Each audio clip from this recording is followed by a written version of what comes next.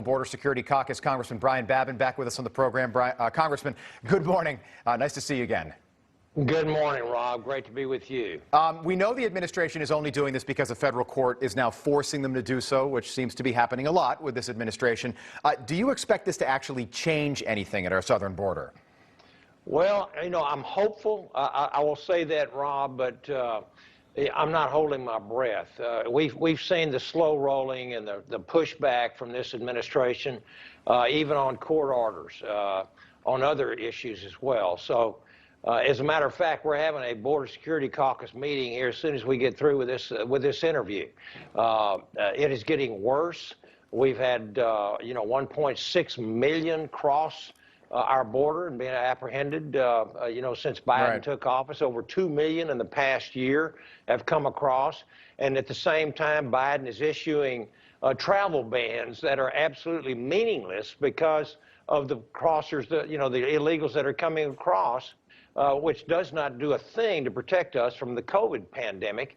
And we have migrants from 106 countries have crossed our border just in one sector, in the Del Rio sector Shocking of the state numbers. of Texas. As I understand it, the Remain in Mexico policy, the re-implementation of this policy is not going to be the same as it was under the former president. Some of the bite, some of the teeth of that previous policy have been stripped away, which will probably have a negative impact on actually curbing the problem that we've had down there for 11 months. You tweeted yesterday that incentivizing illegal immigration, what the Biden administration and Democrats do best, they're working hard to make this the worst border crisis in history, and they're trying to make it permanent. So I'm wondering, how do we end this crisis? We know Kamala Harris has no interest in ending it. Could this stretch all the way into 2024? Is this going to take a Republican president to end what's going on at the southern border? It certainly might do that. In fact, I think there's a strong probability that they have no intention of fixing and securing this border. And I'll tell you, one of the biggest indicators of that is the fact that we now know that removals, deportations of illegal aliens in this country are down 80%. That's 80% from the time that President Trump was in office. That proves absolutely that the Biden administration has no intention of controlling this border. And as you know, the only way to disincentivize illegal, immigration is by interior enforcement. That means deporting the individuals that have had their cases already adjudicated in court. They got orders by the federal government to be removed, and simply they are not removing these people. Instead, they have empowered the terrorists, the drug traffickers, the human smugglers and cartels.